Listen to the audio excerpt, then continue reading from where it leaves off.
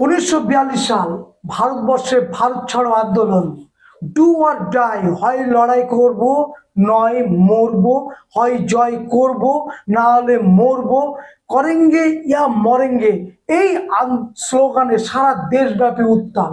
ঠিক তার মাঝখানে আমরা দেখতে পাবো ভারতবর্ষ এবং পাকিস্তান দ্বিখণ্ডিত করার একটা চক্রান্ত, এবং ভারত ও পাকিস্তান দ্বিখণ্ডিত করে আলাদা আলাদা মুসলিম রাষ্ট্র, আলাদা হিন্দু রাষ্ট্র গঠনের একটা পরিকল্পনা। একদিকে মুসলিম লীগ তারা অনড় রয়েছে আলাদা পাকিস্তান রাষ্ট্র করবার জন্য, আর একদিক জাতীয় কংগ্রেস অনড় রয়েছে তারা এই ভারতবর্ষকে অখণ্ড হতে খণ্ড খণ্ড হতে দেবে না, অখণ্ডতার পক্ষে রয়েছে। গান্ধীজি বলছেন যে ভারতবর্ষকে যদি ভাগ করতে হয় তাহলে আমার মৃতদেহের ওপর দিয়ে ভারতবর্ষকে ভাগ করতে হবে। ভারতবর্ষকে ভাগ করে যদি পাকিস্তান তৈরি করতে হয়, মুসলিম লীগের দাবি যদি মেনে নিতে হয়, তাহলে আমার লাশের ওপর দিয়ে গিয়েই এই দাবি মেনে নিতে হবে। আমি কখনো এটা মানব না। 42-এর আন্দোলন, সেই সময় গান্ধীজি জেলে, গান্ধীজি ছাড়া পেলেন 6ই মে 1944 সালে। 9ই সেপ্টেম্বর গান্ধীজি 27শে সেপ্টেম্বর পর্যন্ত বোম্বাইয়ের জিন্নার বাসভবনে গেলেন। 21 বার বৈঠক করলেন, একটা দুটো বার না, 21 বার বৈঠক করলেন জিন্নার সঙ্গে। মুসলিম লীগের তখন নেতৃত্ব দিচ্ছেন মোহাম্মদ আলী জিন্না, তার সঙ্গে 21 বার তিনি বৈঠক করলেন। 21 বারের বৈঠক কিন্তু বিপর্যস্ত হলো, ব্যর্থ হলো। জিন্নার সঙ্গে কোনো সমঝোতা আসলো না। কি করবে জাতীয় কংগ্রেস এবার? কি করবে মুসলিম লীগ? দুজনের দিক থেকে দাবি অনড়। কংগ্রেসের পক্ষ থেকে মহাত্মা গান্ধী, মুসলিম লীগের পক্ষ থেকে মোহাম্মদ আলী জিন্না, দুইজনেই দাবিতে, নিজেদের দাবিতে অনড়। কি হবে এই ভারতবর্ষের ভবিষ্যৎ, কি হবে?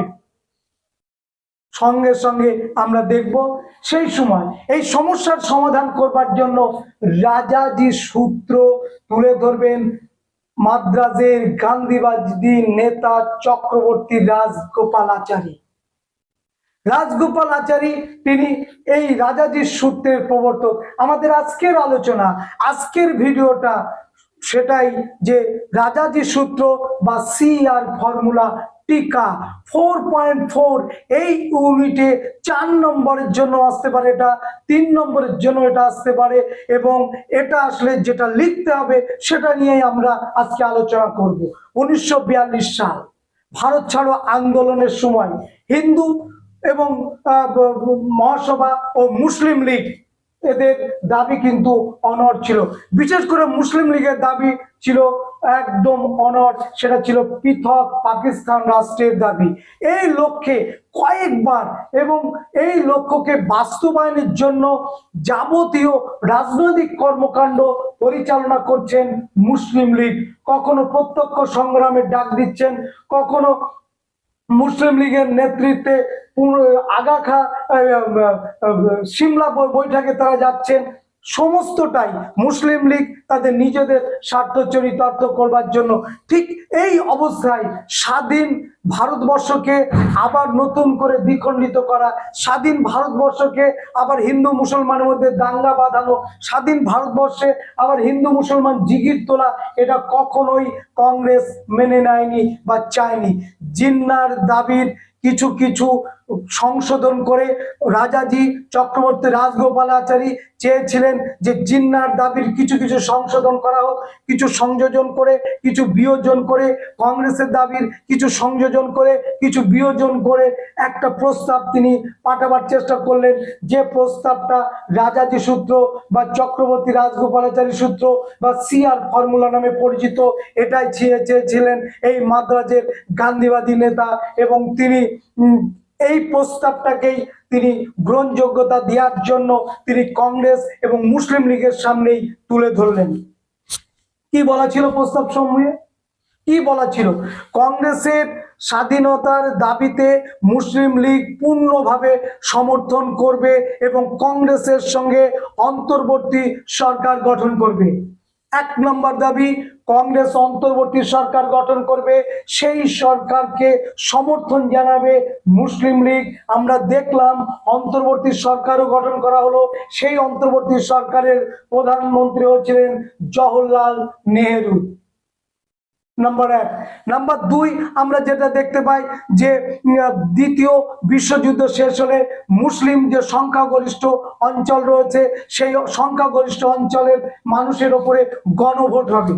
দ্বিতীয়, মুসলিম অধ্যুষিত অঞ্চলগুলিতে গণভোট হবে দ্বিতীয় বিশ্বযুদ্ধের পর, এবং এই গণভোট গ্রহণ করে দেখা হবে তারা কোন দিকে থাকতে চায়, তারা পাকিস্তানের পক্ষে থাকতে চায় না ভারতবর্ষের পক্ষে থাকতে চায়, এটা সিদ্ধান্ত হবে। 3 নম্বর প্রস্তাব কি দিলেন চক্রবর্তী রাজগোপালাচারী? গণভোটের গ্রহণের পর যে অঞ্চলগুলো আমাদের ভারতবর্ষের সঙ্গে থাকবে বা যে অঞ্চলগুলো তারা যেখানে ইচ্ছা, অর্থাৎ গণভোটটা হবে যেখানে ইচ্ছা সেখানে থাকার, ভারতবর্ষে থাকার অথবা পাকিস্তানে থাকার, যেখানে ইচ্ছা সেখানে থাকার, এই গণভোটগুলো প্রচার তারা সুযোগ পাবে। এবং সেই সমস্ত দল, যে সমস্ত দল এই পাকিস্তান এবং ভারতবর্ষের নিয়ে আলাদা আলাদা রাষ্ট্র সৃষ্টির কথা বলছে, অর্থাৎ মুসলিম লীগ ও কংগ্রেস, আবারও বলছি মুসলিম লীগ এবং কংগ্রেস এই গণভোট গ্রহণের সময় তারা ভোট প্রচার করতে পারবে। মুসলিম লীগের মতো ভোট প্রচার করবে, কংগ্রেসের মতো ভোট প্রচার করবে। গণভোট গ্রহণের ক্ষেত্রে সমস্ত জায়গায় অবাধ স্বাধীনতা দেওয়া হলো। কে বললেন? চক্রবর্তী রাজগোপালাচারী। পরের শর্ত কি? নাম্বার 4, মুসলিম প্রধান অঞ্চলগুলো পৃথক রাষ্ট্র গঠনের পক্ষে মত দিলে দুটি পৃথক রাষ্ট্র গঠিত হবে এবং সেই সমস্ত রাষ্ট্রে প্রতিরক্ষা, বাণিজ্য, বৈদেশিক, তারপরে হচ্ছে তোমার সংবিধান, সমস্তটাই নিজে নিজে তারা সেই সমস্ত গ্রহণ করতে পারবে। 4 নম্বর প্রস্তাবে বলা হলো, কি বলা হলো? আবারও বলছি, 4 নম্বর প্রস্তাবে বলা হলো যে মুসলিম লীগ যে জায়গাগুলো পাবে, পৃথক রাষ্ট্র যেটা গঠন হবে, এইদিকে ভারতবর্ষের যে পৃথক রাষ্ট্র গঠন হবে, দুটো পৃথক রাষ্ট্রের আলাদা আলাদাভাবে পররাষ্ট্র, প্রতিরক্ষা, বাণিজ্য, যোগাযোগ, সংবিধান সমস্তটাই তারা তৈরি করতে পারবে নিজেদের মতো করে। এখানে কেউ কাউকে হস্তক্ষেপ করবে না। মুসলিম লীগের প্রদেশগুলিতে, মুসলিম প্রধান প্রদেশগুলিতে গিয়ে কংগ্রেস হস্তক্ষেপ করবে না। কংগ্রেসের যে জায়গা ভারতবর্ষ, সেখানে এসে মুসলিম লীগও প্রভাব বিস্তার করতে পারবে না। 4 নম্বর পয়েন্ট বললাম। 5 নম্বর পয়েন্টে কি বলা হলো? ব্রিটিশ সরকার ভারতকে স্বাধীনতা দিলে তবেই এই প্রস্তাব কার্যকরী হবে। ব্রিটিশ সরকার যত সময় ভারতের স্বাধীনতা না দেবে তত সময় এই প্রস্তাব কার্যকরী হবে না।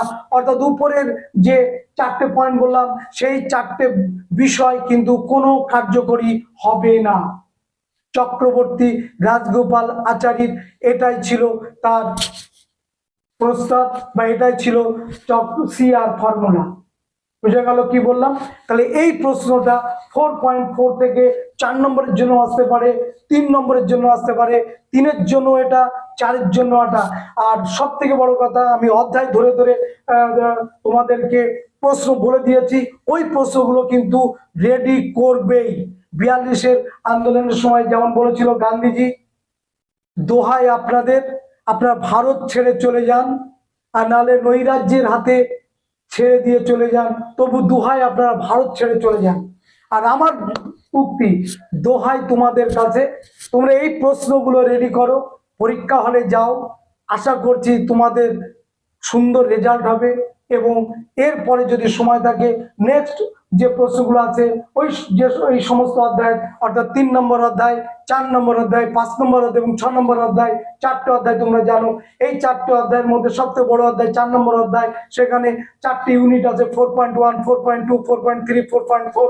এই অধ্যায়গুলোর সমস্ত প্রশ্নগুলো, প্রথম সারির প্রশ্নগুলো রেডি করো, তারপর যদি সময় থাকে দ্বিতীয় সারির প্রশ্নগুলো রেডি করে পরীক্ষায় যাও। দোহাই তোমাদের। এই বলেই আজকের ভিডিও শেষ করছি। আর শেষ করার আগে আবারও বলছি, যারা অনলাইন ক্লাস করতে চাও অবশ্যই যোগাযোগ করবে আমাদের সঙ্গে। সবাইকে ধন্যবাদ।